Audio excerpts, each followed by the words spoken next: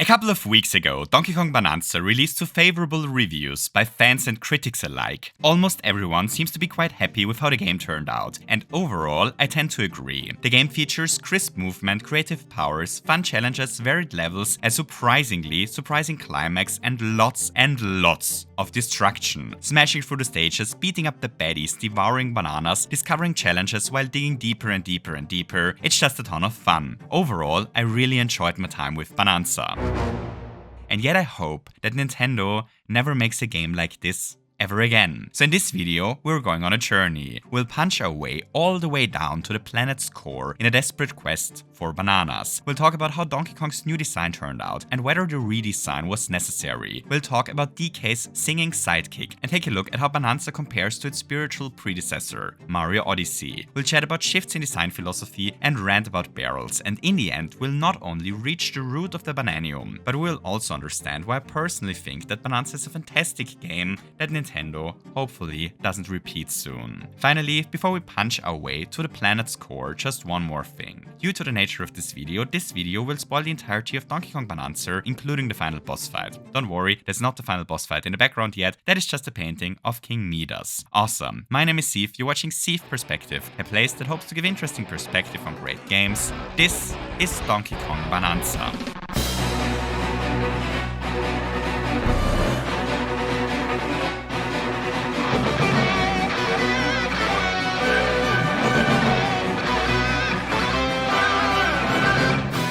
The game starts with a bang, quite literally. After a quick establishing shot, we already take control over Donkey Kong. Our first job? Smash the wall in front of the camera, of course. And from the rubble, a new Donkey Kong emerges. This shot here already serves two functions. First, it introduces us to Donkey Kong's new design. More on that in a second. But second, it also already brilliantly establishes our character's main motivation in just a heartbeat. Donkey Kong likes bananas, collecting bananas, we must. And with this we already take control over DK and the destruction begins. And for me, the game began with a bit of a struggle. You see, DK in Bananza is not merely capable of simple smashing. As a matter of fact, he's capable of very sophisticated smashing. The movement features a normal smash, an upward smash, and a downward smash, as well as a normal jump, a turf surf, and a turf surf double jump, the option to accelerate while turf surfing, and the option to tear out terrain to begin with. There is a roll, an option to throw terrain, and a terrain double jump. To make matters even worse, all of those buttons act differently depending on whether we are in air, on land, or are holding a piece of terrain. And all of this is before talking about all the different Bananza transformations that all additionally alter DK's moveset in one way or another. My first hours of playing Bananza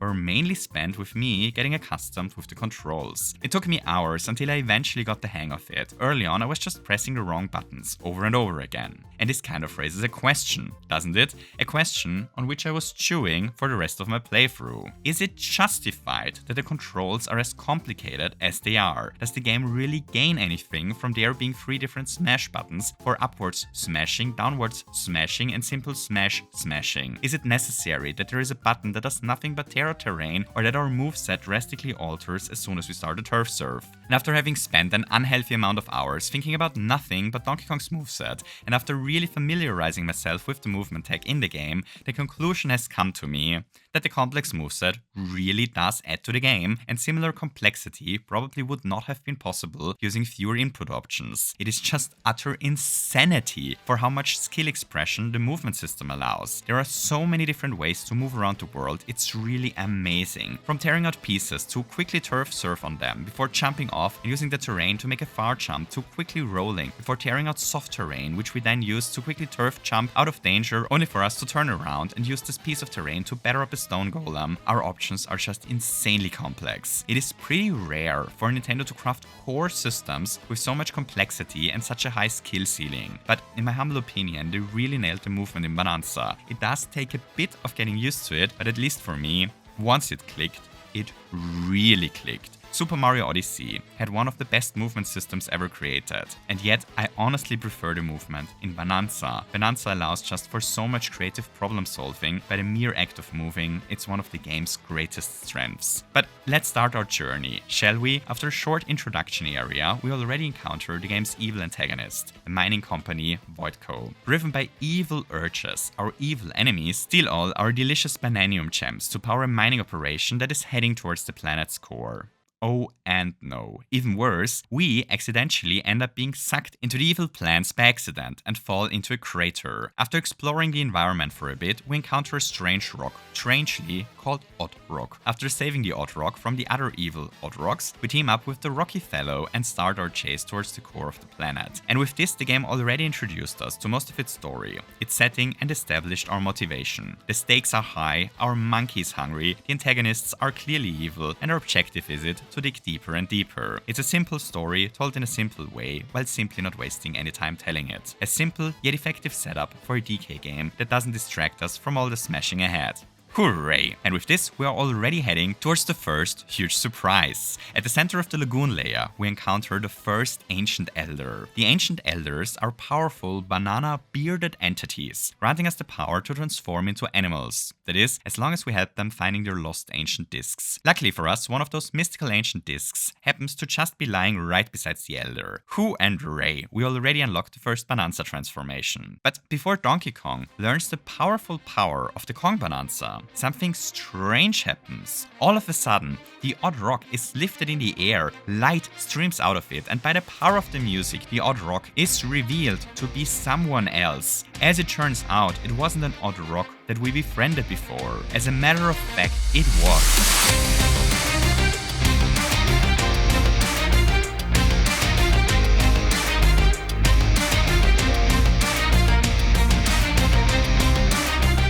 In 2024, Nintendo released one of the most interesting games that they released in the past decade. A game that tells us a lot about the strategy of the company going forward and something no other big publisher had really ever done before. A truly exceptional game that, funnily enough, ended up being exceptionally mediocre itself. Princess Peach Showtime. So Princess Peach Showtime is a really unusual game. In Princess Peach Showtime, everyone's second favorite princess gets magically entrapped in a theater. Her only chance to escape? Taking the lead role in different stage plays and surviving the play. Princess Peach Showtime is pretty much a collection of several small games that are all framed as stage plays. There is a detective play in which Peach has to solve a crime case by finding clues, several games that revolve around stealth, some about platforming and simple combat, an ice skating stage play, one taking place in a western setting, as well as one that has her cook up delicious pastry, and several boss fights that she has to survive. And the game is fine, it's just, it's fine. The minigames provide a ton of variety, which makes it enjoyable to play through the thing once, but everything is a tiny bit underdeveloped, and the different games are all just a bit too easy for the game to really stand out. At least for me. But I am probably not the intended target audience of the game, am I? Princess Peach Showtime is obviously not aimed at grown-up people that have been playing Nintendo games since the Super Nintendo. It is aimed at a much younger audience, and not just any young audience. The game is obviously aimed at girls. From transforming into a mermaid to baking pastry, from turning into a beautiful ice skater to riding horses in a western setting, from turning into a Marvelesque superhero to becoming a girl boss ninja. All of the minigames are themed around tropes that young girls seem to enjoy. But if Princess Peach Showtime was developed especially for young girls, then its entire existence all of a sudden becomes really interesting. Because Princess Peach Showtime was likely designed as a teaching tool to familiarize young girls with certain video game tropes. The different stage plays feature the basic gameplay of platformers, of simple fighting games. There is three-dimensional movement and there are easy boss fights. There are small puzzles and point-and-click-like theater plays. There are stealth stage plays and some of them even feature Metroidvanian elements. Everything in the game feels as if it was designed with a simple goal in mind, to be a perfect first game for young girls that familiarizes them with common gaming tropes, using media tropes that young girls are likely to already be familiar with. So why do we talk about Nintendo's recent attempt to branch out into the frightening new demographic of females below the age of 10 in a video about Donkey Kong Bananza, one might ask? Well, because barely anyone in the industry does this. You see, historically, much more young boys played console games, which in turn has led to the main demographic for games still being men today. But since barely any girls or women are playing console games, barely anyone is developing games for this demographic, which in turn means that barely any games are made that target girls. It's a bit of a self-fulfilling prophecy. But for Nintendo, girls are actually kind of a vital market demographic. They are like half the market actually. In the long run, Nintendo has a gigantic interest to sell their games regardless of sex or gender to kids and adults of all ages. I believe that Princess Peach Showtime was the first conscious attempt made by Nintendo to cater to a younger female market, an attempt to increase their brand appeal to young girls. Which finally brings us back to Donkey Kong Bananza and to the cliffhanger that we all just were dangling off the past minutes. Because believe it or not, as a matter of fact, the Odd Rock is not merely an odd rock. As a matter of fact, the Odd Rock is revealed to be Pauline. In Donkey Kong Bananza, we're accompanied by Pauline throughout the entire journey, and at least in my humble opinion, this is really interesting. You see, if we were to reduce Bananza down to its very essence, then I'd argue that at its core, Donkey Kong Bananza is a game about monkey smash. The main appeal of Bananza simply is to smash things into pieces, which is a bit of a problem for Nintendo for a very specific reason.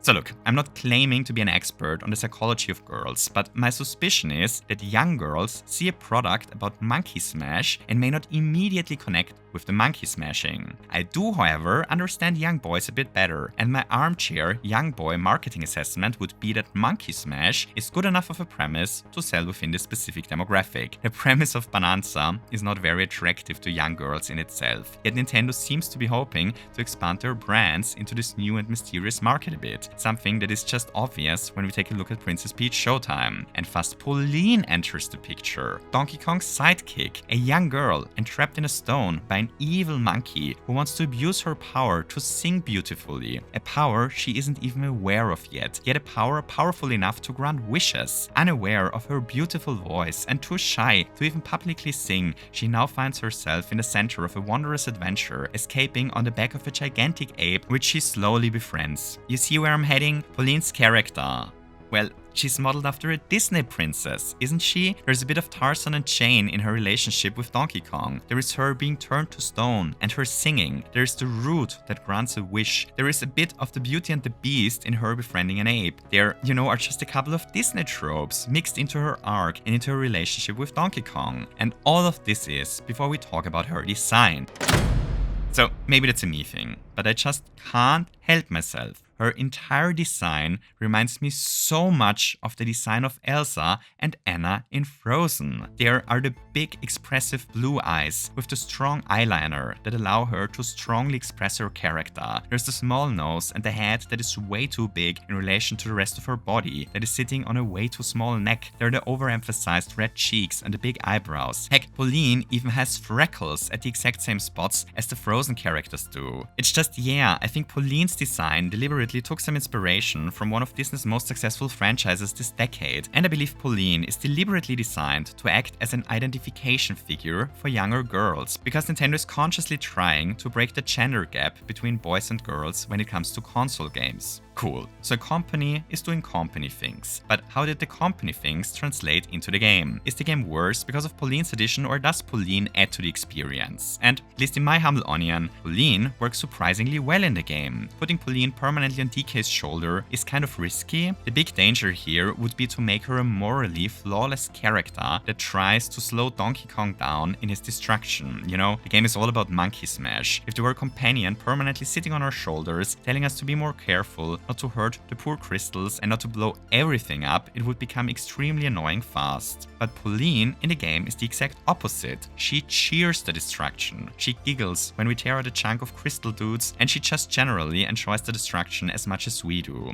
Overall, I think her design turned out great. There's just one thing that I don't quite like about her. It's her, I don't know how to put this, her generic westernness. Nintendo usually designs their characters in such a strange and unusual way. There's usually a really distinct and unique flavor to all the characters that Nintendo designs. Pauline's design, however, lacks this unusual Nintendo-ness. She looks like a character that I've just seen dozens of times before. So, as I see it, Pauline's design ended up being a bit generic, but her character suits the game pretty well. Hooray! So let's smash some things, shall we? After the Odd Rock is revealed to be Pauline, we learn to transform ourselves into the first of 5 Bananza transformations, the Kong Bananza, which allows us to smash even harder. And with this, the game finally gets going. The story objectives lead us from layer to layer. Along the story, small distractions are hidden. These distractions are either bananas hiding along the path or challenge rooms challenging us with unique challenges. We fight bosses, unlock new layers, and repeat. After finishing the layers, we can return and collect the bananas we missed earlier, which transforms the former linear stages into open sandboxes upon completion and... well, and the structure does sound familiar, doesn't it? Because at its core, Donkey Kong Bananza follows the same structure as Super Mario Odyssey did. Not too surprising, given that the team behind Bananza is also the team behind Odyssey. But the fact that Bananza is so similar in structure to Odyssey also raises a question. The question of whether the game improves upon its predecessor. So let's compare the monkey to the plumber, shall we?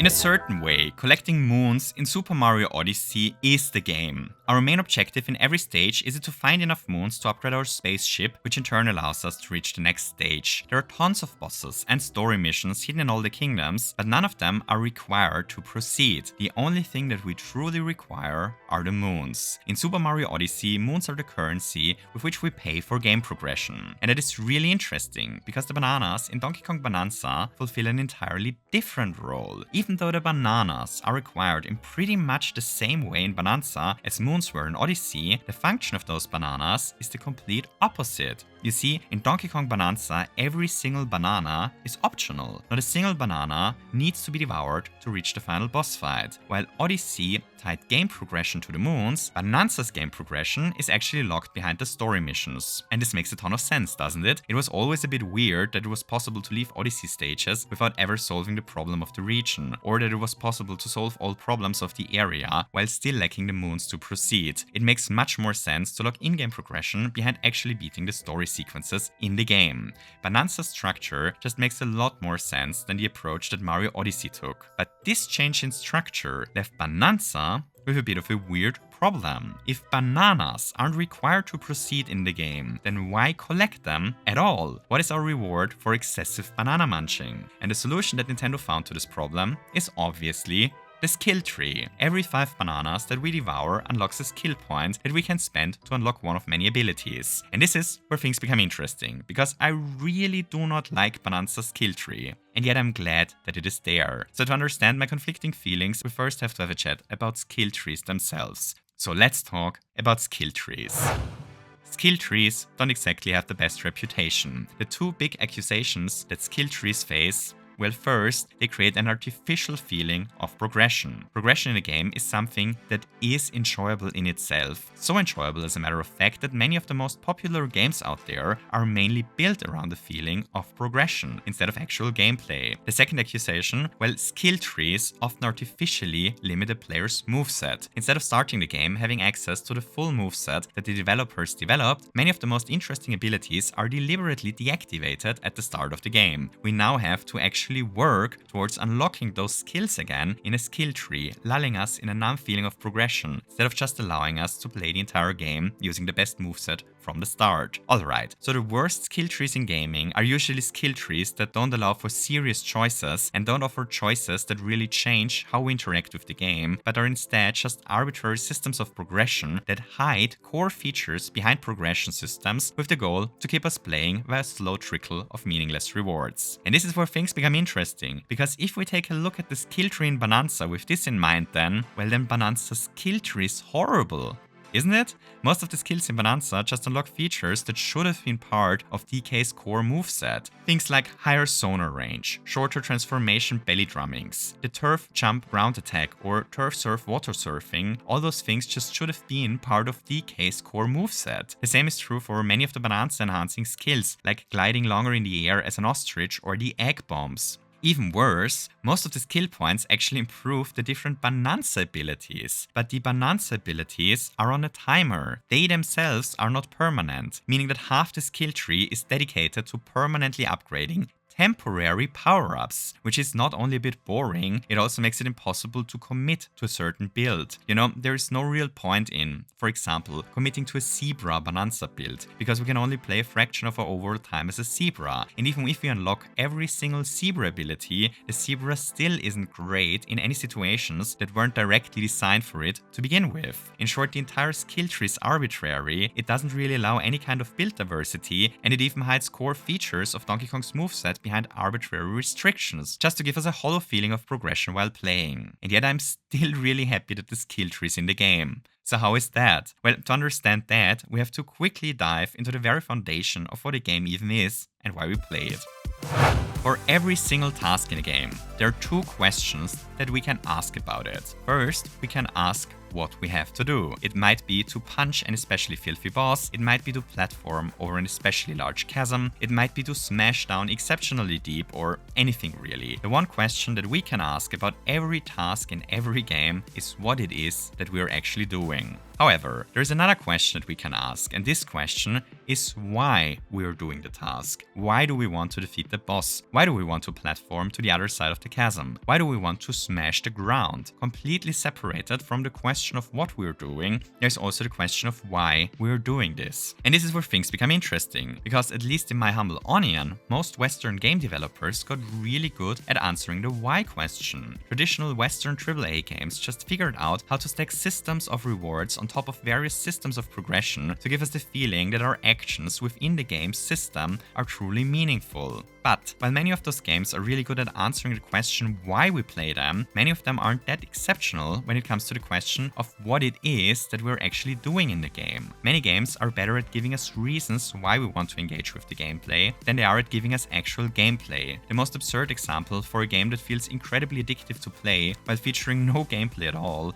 is famously Cookie Clicker, a game about clicking on cookies that famously was written in only an evening and was pulling 1.5 million players in a day shortly after release. Playing games that lull us in systems of progression without providing any kind of enjoyable gameplay feel weirdly addictive and yet strangely dull. If I go on an hour-long Cookie Clicker binge, I struggle to quit the game while playing it, but just feel empty once I finally get myself away from the screen. Awesome. So, too much why and too little what feels empty, up to the point that such games sometimes feel straight up exploitive. But what about the opposite? What about games that give us extremely satisfying answers to the question of what we're doing, but that don't really give us systems that answer why we interact with them? Well, such games have been pretty much Nintendo's main design philosophy until very recently. Most Nintendo games that were released during the original Switch era were focusing on giving us wonderful moment-to-moment gameplay, while at the same time providing us with almost no reason to interact with this gameplay in the first place. Super Mario Odyssey is itself a great example for this. The game literally allows us to skip the main story without consequences. Once we reach the final level, there are still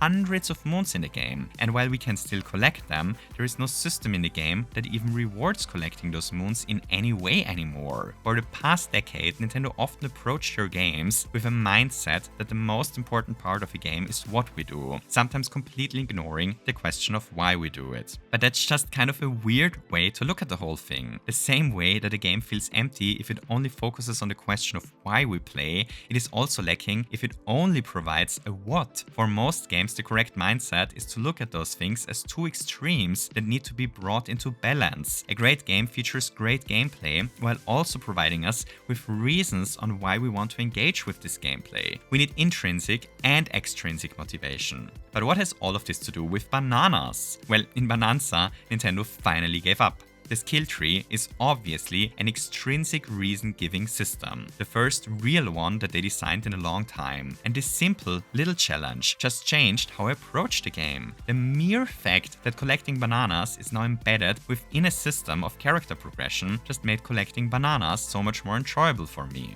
There is now a reason for me to stop on my path and to thoroughly explore. The simple addition of a system that adds progression to collecting bananas just made exploring for me a lot more enjoyable. This is the reason why I'm glad that Nintendo added a skill tree, because it embeds the gameplay into a system of extrinsic motivation. The actual system of extrinsic motivation, however, the actual skill tree, well, that one turned out to be a bit mediocre. Hooray! So when it comes to collecting bananas, DK is a great upgrade over Odyssey in my humblest of opinions. However, there are also other areas in which I feel that Donkey Kong is a big step backwards. But before we talk about the thing that Bananza does significantly worse than Odyssey, I first really have to get something off of my chest. There's something very interesting that the speedrun of Donkey Kong Bananza does. Whenever there's an area that DK can only reach via jumping into a cannon barrel, speedrunners try to skip the cannon barrel using turf jump trickeries or ostrich flight stalling. So why would a hectic speedrunner prefer to jump to their destination instead of taking the comfortable transport method that a cannon barrel provides? Well, because jumping is faster than getting shot out of a cannon barrel, of course. Just think about this for a second. In Donkey Kong Bananza, DK's normal movement options are significantly faster than it is to be shot out of a cannon barrel. Cannon barrels are explosive rocket launchers designed to precisely shoot apes to their target location or beyond, and yet the barrels are significantly slower than it is to just walk there. The cannon barrels in Bananza are simply a bad joke. They feature so little punch and are so slow, it's laughable. In previous Donkey Kong games, they always felt like those explosive, unpredictable, crazy, dangerous yet powerful devices. Just take a look at this. This is no explosive cannon barrel that shoots apes through stages. This is pathetic, and it's not just the cannon barrels that lost all their punch. The minecart sections in the game are equally disastrous. In previous Donkey Kong games, the minecart chases were absolute highlights of the game. In Donkey Kong 64, they feel so frantic and fast, you can really feel the minecart almost falling off of the track at any moment. In the new Donkey Kong Country games, the minecart sections are perfectly crafted set pieces, sometimes having us barely escape while a saw tears down the entire level behind us. Minecart chases just always were violent and destructive highlights of Donkey Kong games. Yet in Bananza, what is this abomination? The average public school bus drives more frantically. Where are the platforming bits? Where's the part where the track falls apart? Where are the cutting saws and the collapsing ceilings? What happened to the lethal chases of the past? That's boring. And all of this is before we talk about what they did to my boy. Rambi, old friend. Are you okay down there? You used to be this destructive rhinoceros, tearing down enemies and walls alike, proudly ramming every wall texture you saw, even surviving bushfires. And yet here you are, slowly chugging along in a so-called race, destroying the environment at a pace slower than what Donkey Kong himself is capable of doing. What happened to you, beloved rhinoceros? That's not even a rhetorical question, by the way. I really mean it. Why are the cannon barrels so unbelievably lame? Why are the car chases so innocent? Why is Rambi so harmless? Riding Rambi, shooting ourselves out of cannon barrels and escaping crazy minecart sections are some of the best known and most beloved tropes of Donkey Kong games. And here comes Bananza, a game that is all about destruction, and yet the most destructive decay elements of the past are all toned down beyond recognition. I really have no idea why Nintendo didn't emphasize speed and destruction more when it comes to those elements. It's like the most obvious thing to do. I really hate how boring those things turned out in the game. It's so lame. Someone please give Rambi some coke. Anyway, where were we? There is one thing that I've quite struggled with while playing Bananza. Something that really surprised me, because it is a thing that I usually have absolutely no problems with. And this very thing was keeping my orientation while playing. For whatever reason, I often had real problems orientating myself in the different worlds. And I think that's kind of interesting, because why? What was causing my problem to memorize the stage layouts and to compute the position of my character in relation to the world? Why did I have this problem in Bananza, but never had it in, say, Odyssey? And there is an obvious answer to this question, isn't there? The logical answer is that the problem arose because of all the smashing. The fact that we often just crash through a piece of terrain, hammer ourselves underground, and permanently change the environment ourselves is probably what is making it so much more difficult to keep orientation. But I don't think that this is quite the answer. Because after thinking about this for a bit, I actually believe that the main culprit that makes orientating ourselves so difficult is something completely different. The real culprit is the level design. Take the first layer of the forest layer. Here we explore a lush tropical forest surrounding a gigantic egg-shaped hotel. So far so good. The problem? Well, the problem is that almost all areas in this forest look the same. Wherever we go, there are dangerous red vines, there is lush jungle environment, there are huge tree vines growing out of the ground, and there are ostrich statues. Everywhere. The different places of the layer just aren't visually distinct, and apart from the hotel, there are no huge landmarks that we can use to orientate ourselves. Everything looks kind of samey. nothing really stands out. Just compare this to the structure of Mario Odyssey's Wooded Kingdom. Here, the stage starts in a walled off glade area. Then we proceed through a tunnel into a huge area with this gigantic wall to climb in front of us. Next we run into the tank wall and ascend to the flower field or to the huge red ramp and so on. Every area in the level is clearly defined and visually distinct. It has some features that we can memorize and spatially put in context to the other areas. No two parts of the stage are the same. In the forest layer, however, well, here things just aren't as clearly differentiated, are they? There's this island featuring an ostrich statue, and there's this one, there's this tree-like structure, and there's that one that looks almost the same. There is this forest spot and this one on a completely different spot in the stage. The different areas, they just blend together with barely anything that allows us to orientate ourselves. And the forest layer isn't even the worst offender in that regard. The freezer layer is just an endless white snow desert with nothing really standing out. The hilltop layer has way too few noticeable landmarks for such a large surface, and the feast layer would theoretically feature noticeable landmarks, but permanently obstructs our vision of those landmarks via huge walls, resulting in one of the most confusing spaces I've ever explored in a video game. I believe the main reason why the different stages are confusing to navigate is because of the level design. But this raises another question, doesn't it? Why do the spaces in Bananza lack the huge variation that the levels in Odyssey were all about? And I think this time the answer is actually because of the destructible terrain. The fact that everything in the game is destructible probably made it much more difficult for the team to come up with unique areas and scenarios for each part of the stages. The destructible terrain very likely made it much harder to create unique elements and landmarks, limiting their design space. And yeah, I think they kinda got their priorities backwards with this. I don't think it would have hurt the game if it featured a couple more areas and landmarks that were built out of indestructible terrain. It is cool that really almost everything in the game is destructible, but often the destruction is just a gimmick, and I don't think that this is always this important, especially if it leads to the levels becoming confusing or prevents the team from creating scenarios that they think would otherwise be fun. So the overall level design is something that Odyssey, in my opinion, did better. Luckily, however, there's also another thing that Bananza handles way better than Odyssey ever did, and this is variation in gameplay. If there's one Odyssey criticism that pretty much every reviewer agreed upon, then it is that Odyssey's objectives were too repetitive. Almost every stage features a build a Goomba Tower moon, a Scarecrow challenge moon, a find a ground pound spot moon, a grow some seeds moon, and so on. While many of those objectives were very enjoyable for the first time, they quickly turned into repetitive, busy work by the third time they were repeated. Bananza, however, handles this problem much better. There are certain objectives that are repeated, like finding the little disguised rocks or leading the little crystal children back to their crystal parents, but overall the amount of bananas that are obtained via unique challenges feels much healthier in Bananza, which really enhanced the experience for me. Awesome. So overall I think that there are some areas in which Bananza massively improves over its predecessor, but at the same time also making a couple of steps backwards. Let's return to our little adventuring duo. On our journey we befriend lots of different creatures, like zebras and ostriches. We learn to transform ourselves into many different Bananzas like the elephant or the snake, return the lost light to a forgotten layer and turn up the music in another one. We dig through the landfill layer and stack burgers into the sky until we eventually reach the core of the planet. The golden bananium root is right in front of us on the ground. We finally reached the end of our journey.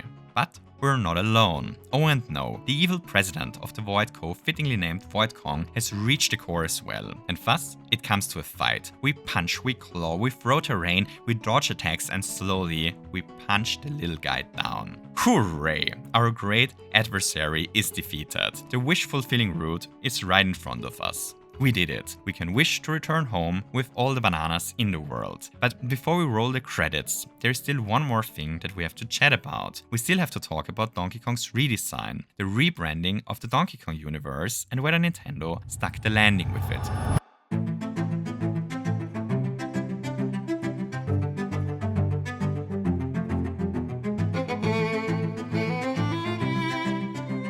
During the lead-up to the release of Bananza, there was one thing that I was really curious about. Why? Why did Nintendo decide to completely rework Donkey Kong's design? Why did they not continue with the Donkey Kong that we all know and love, but decided to change him? Why did they not use the traditional tropes that the DK series is known for, like Kremlings, K. Rool, or animals as enemies? Why are they so eager to distance DK from his own past? And why are Donkey Kong 64 and Diddy Kong Racing the only two major games that they never released on Nintendo Switch Online service? Why change the monkey? Why not embrace the monkey's past? So fast forward to the present, and now that I've played the game, I have to say that I'm still not quite sure why they gave Donkey Kong such a drastic redesign. They pretty much only changed one aspect of his brand. The new Donkey Kong kept many of the original DK's characteristics. He's still rather dumb. He's still all about his strength. There is still a certain layer of animalistic aggression to him. Those things all survived the redesign. There's just one very crucial characteristic that the new Donkey Kong lost. He lost his coolness. The old Donkey just had a certain calmness to him. Nothing that his enemies ever threw into his way really impressed him. He had a certain stoic monkey don't care attitude. He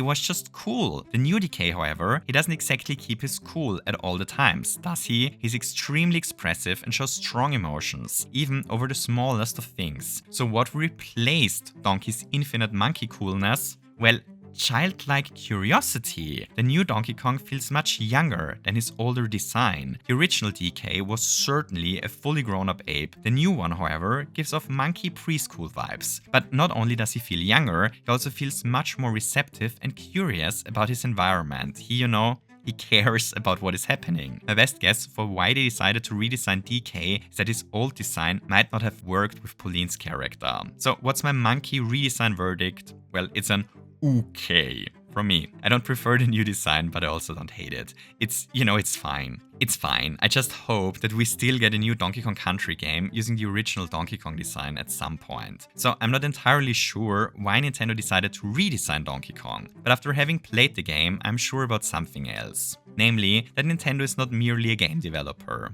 They are also some of the biggest trolls I've ever encountered.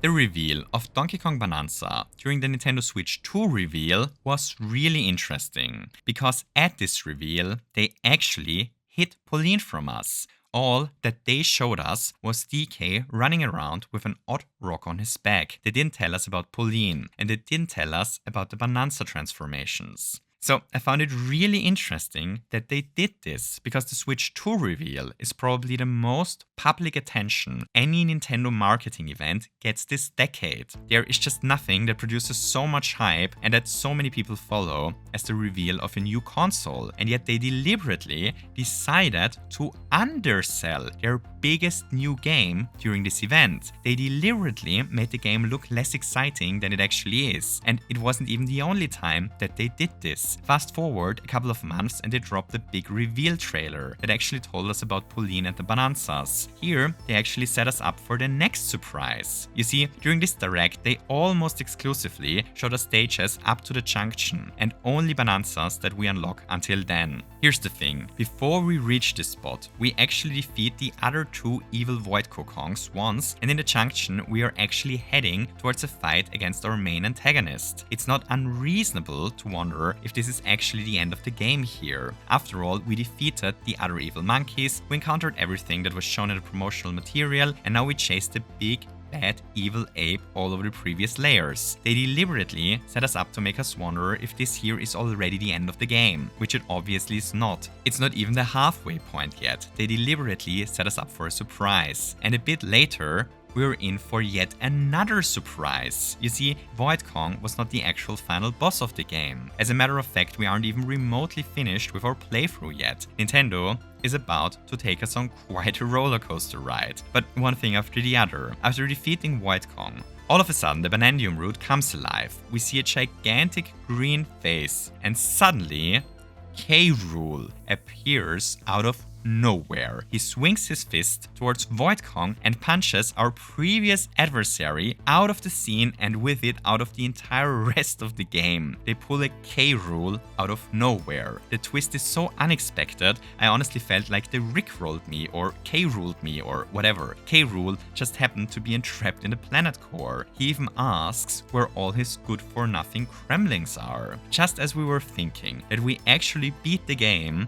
they pull a K-rule on us out of nowhere. I don't think any game ever managed to surprise me like this. Never in a million years would I've seen this coming. It's so unexpected, and things only get better from there. Suddenly, it is revealed that the golden creatures we fought the entire game are actually Kremlings. All of a sudden, traditional Donkey Kong enemies from the Donkey Kong Country series make an appearance. As we chase K. Rool deeper and deeper towards the planet, everything just keeps escalating. They nailed the final chase, but they have one more surprise in store for us. We reach K. Rool, we actually batter him up, the credits roll, but there is something wrong. The credits are obviously fake. The end appears in letters, but they put a question mark behind it. K. Rool gets back up again, and now we fight him again while we are headed to the surface, surfing on a gigantic golden banana pillar. And yet they manage to top even this surprise, because the column ends up spitting us out in New Donk City. We're now in a Super Mario Odyssey kingdom.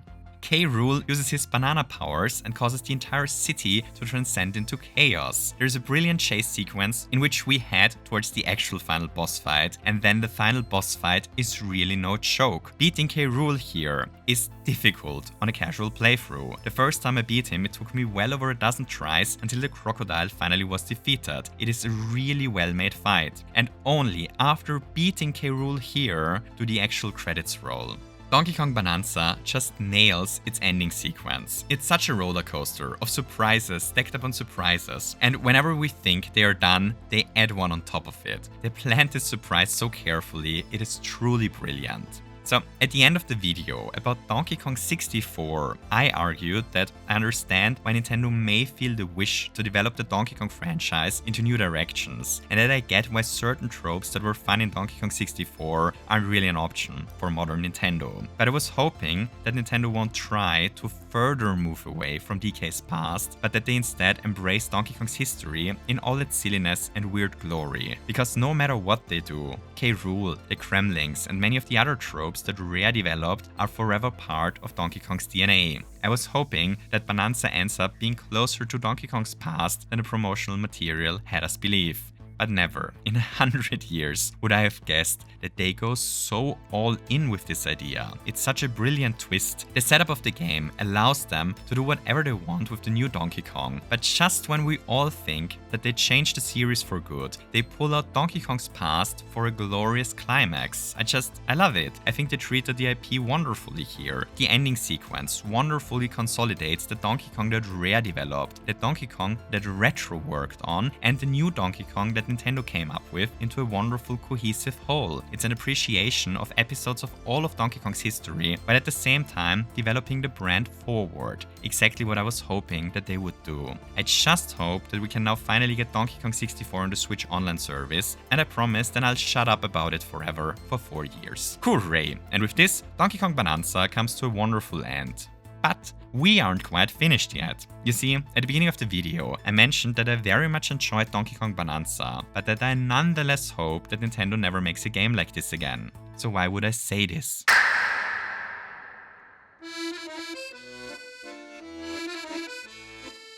In 2016, Breath of the Wild released, and the game blew me away. Breath of the Wild allowed for so much freedom. It didn't force any kind of experience onto us, and by doing so, it ended up being a gaming experience like I never had before. Never before had I explored shrines that were intelligently crafted with a solution in mind, but also allowed us to come up with creative alternative solutions. Never before had I played a game that gave me so much control over its physics and allowed me to approach problems in such a unique way. When I first played Breath of the Wild, I was blown away by its novelty originality and uniqueness. And then Mario Odyssey released, and it similarly blew me away. Mario Odyssey did something similar to the Mario series as Breath of the Wild did to the Zelda franchise. It gave us so much freedom in how we moved. It confronted us with cleverly laid out challenge shrines that often could be completed in creative ways using Mario's movement. It gave us great movement tools and then let us loose in a similar way as Breath of the Wild gave us great physics and then allowed us to experiment. And I loved every second of it.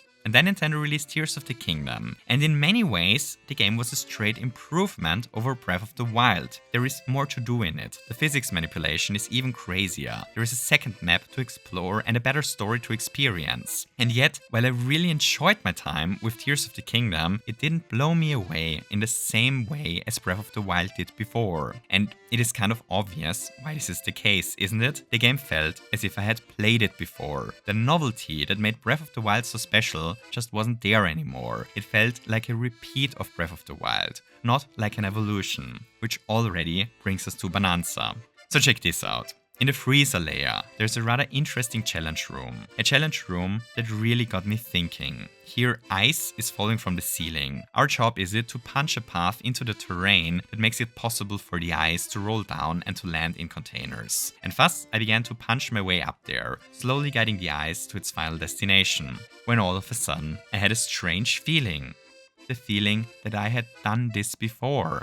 And from one moment to the next, I got incredibly bored with this challenge. You see, there's nothing inherently wrong with this ice guiding challenge. The problem is something else. The problem is that the challenge reminded me so much of shrines in Tears of the Kingdom and Breath of the Wild, and even of certain challenge rooms in Mario Odyssey, that it just didn't feel like a novel experience anymore. I'm getting bored of shrines. And it's not just the shrines. I'm getting bored with physics-driven, emergent gameplay altogether. Tears of the Kingdom ultimately did shake things up enough that I still ended up enjoying the game. And Donkey Kong Bananza's destruction mechanic is interesting enough that it still kept me thoroughly entertained throughout. But I don't think I can get excited for another game following this structure. I'm getting bored of looking for the one hidden reward hidden in a shrine. I'm getting bored of repeating emergent gameplay challenges, like bringing the crystal kids home, building a structure for the sign guy, solving Korok puzzles, or bringing seeds to pots. I'm getting bored with the micro rewards that bananas are, or moons, or the not a heart container heart containers that we get at the end of shrines. I'm getting bored of collecting currency to buy outfits,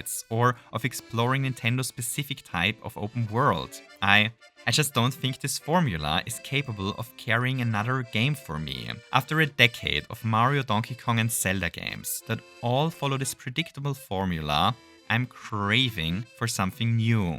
So overall, I really enjoyed my time with Bananza. Mario Odyssey is in my opinion one of the best games ever made, and Donkey Kong Bananza is an overall improvement on the formula, which only makes a couple of small steps backwards. The game features a brilliant ending sequence and wonderfully consolidates decades of DK's history. It has an incredible movement system and an interesting destruction gimmick. It has a likable sidekick, it is less repetitive than Odyssey was, and the game never truly misses the mark. I very much enjoyed my time with Bananza, but at least I am ready for something new. So whatever Nintendo is working on for the Mario franchise, I honestly hope that it is a completely new take on Mario and that it explores into a completely new direction. Hooray! So here we have it, my thoughts on Donkey Kong Bananza and a pamphlet against shrines. Before we wrap this up, just two more things. So first, a gigantic rule reviving thank you to all my wonderful patrons whose names are currently flapping by. YouTube is currently a very difficult place for long form content like this one. The wonderful people whose names are currently scrolling by not only regularly get access to small bonus content and additional scripts, but they are also the reason why I'm currently able to make videos this long like this one. So a huge thank you to them for this. Second, we have to have a serious chat about Super Mario lore, because now that Donkey Kong Bananza is canon, we actually learned a lot about the Mushroom Kingdom and Mario's history. So first, the guessing is finally over. We finally know with absolute certainty where the Mushroom Kingdom is located. It is on the other side of Donkey Kong's homeland, which is a very important step towards finally acquiring a precise map of Mario's home planet. But second, and much more importantly, the most surprising thing that we learned in this game is that Donkey Kong and Pauline used to be friends. Just think about this for a second. Teenage Pauline was friends with Donkey Kong, yet during 1981's Donkey Kong arcade game, we had to save Pauline because Donkey Kong was trying to kidnap her. Since Pauline never mentions the incident and doesn't seem to know DK when they first meet in this game, it is reasonable to suspect that the plot of 1981's Donkey Kong took place after Bananza, which raises a huge question, doesn't it? What had happened between Donkey Kong and Pauline that destroyed their friendship? Why was Donkey Kong trying to kidnap Pauline years later? What had gone wrong?